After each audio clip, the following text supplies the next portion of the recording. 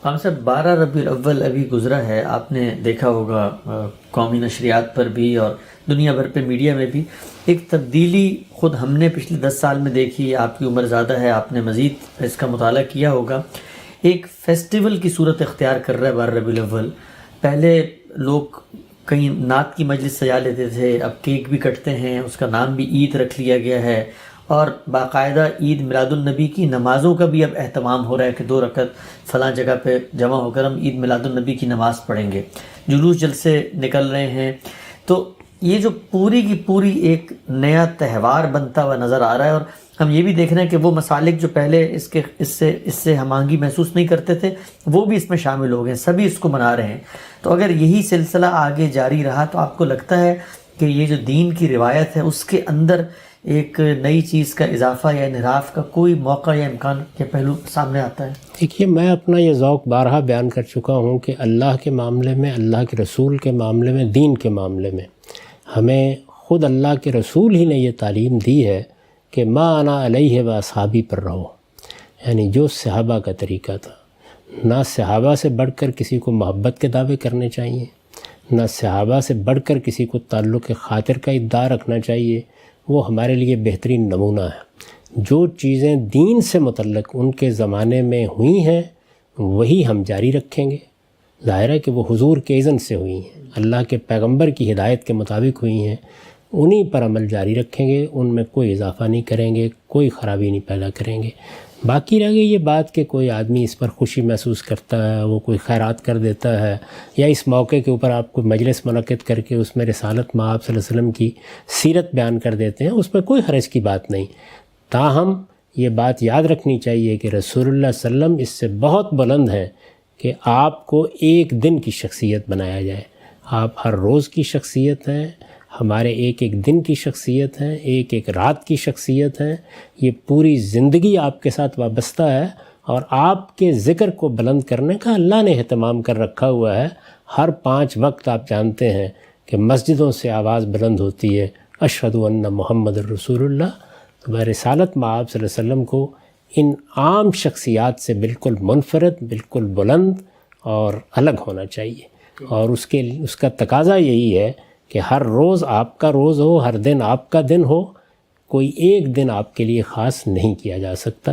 یہ میرا ذوق نہیں ہے. تاہم جتنی چیزیں میں نے عرض کر دی ہیں وہ اگر شائستگی سے ایک دائرے کے اندر ہوں تو ان میں کسی جگہ بھی کوئی حرج نہیں. آپ روز ایسی مجالس منعقد کریں جس میں رسول اللہ صلی اللہ علیہ وسلم کی سیرت بیان کی جائے، آپ کے اخلاق لوگوں کو بتائے جائیں، آپ کی تعلیمات سے متعارف کرایا جائے. اس میں کوئی معنی نہیں ہے. اسی طرح خاص اس دن بھی اگر کوئی خوشی کا اظہار آدمی کر لیتا ہے تو ایک دائرے کے اندر اس کو بھی ملحوظ رکھا جائے گا، لیکن اس کو صحابہ کرام کے طریقے کے قریب رکھنا چاہیے. یعنی رسول اللہ صلی اللہ علیہ وسلم کے صحابہ سیدنا ابو بکر، سیدنا عمر، سیدنا عثمان، سیدنا علی، اسی طرح جتنے باقی صحابہ ہیں ان کو اللہ نے اقتدار دیا، قوت دی، سلطنت ہوئی. وہ چاہتے تو ہنگامہ برپا کر دیتے، جشن مناتے، لیکن یہ طریقے انہوں نے اختیار نہیں کیے.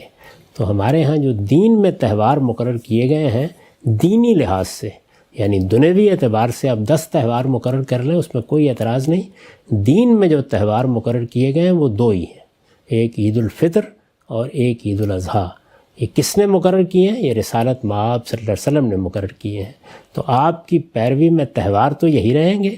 باقی کسی کے جذبات کا اظہار، محبت کا اظہار، تعلق خاطر کا اظہار، سیرت کا بیان، لوگوں کی تعلیم، یہ سب چیزیں بالکل ٹھیک ہیں، ان میں کوئی اعتراض نہیں.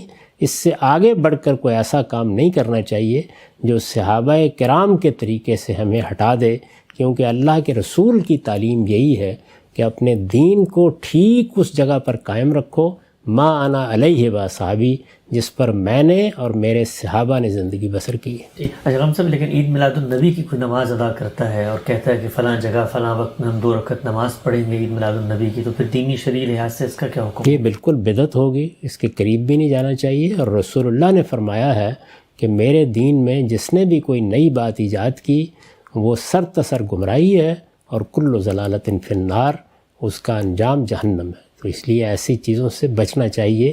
یہی چیز سورہ اعراف میں بیان کی ہے، جہاں 5 ان چیزوں کا ذکر کیا ہے جن کو اللہ نے حرام قرار دیا ہے. ان بنیادی چیزوں کا، تو اس میں یہ بتا دیا گیا ہے کہ ان تقولوا علی اللہ ما لا تعلمون، اللہ کی نسبت سے کوئی ایسی بات نہ کرو کہ جس کو تم نہیں جانتے۔ اگر کوئی نماز اس دن پڑھنا ہوتی تو اللہ کے رسول اس کو شروع کرتے، قائم کرتے۔ خود آپ کا کیا طریقہ تھا؟ اگر لوگ اس کو اختیار کریں تو کتنی پاکیزہ بات ہے کہ لوگوں نے پوچھا کہ آپ پیر کا روزہ رکھتے ہیں، تو فرمایا کہ ہاں اس دن میری پیدائش ہوئی تھی۔ تو اگر لوگوں نے اس یاد کو قائم رکھنا ہے تو ایسا کیوں نہ کریں کہ اس دن روزہ رکھیں، رسالت مآب صلی اللہ علیہ وسلم کی اتباع بھی ہوگی، پیروی بھی ہوگی۔